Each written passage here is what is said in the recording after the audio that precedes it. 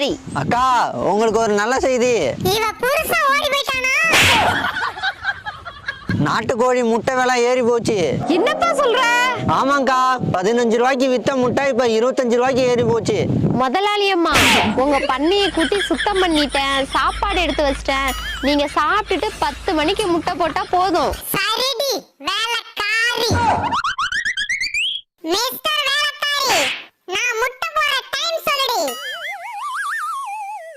உங்க டைம் 10:45மா, உங்க டைம் 11 மணிமா, உங்க டைம் 11:30மா, உங்க டைம் 12. நான் சேவல்டி.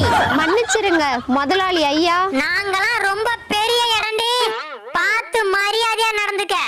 சரிங்க.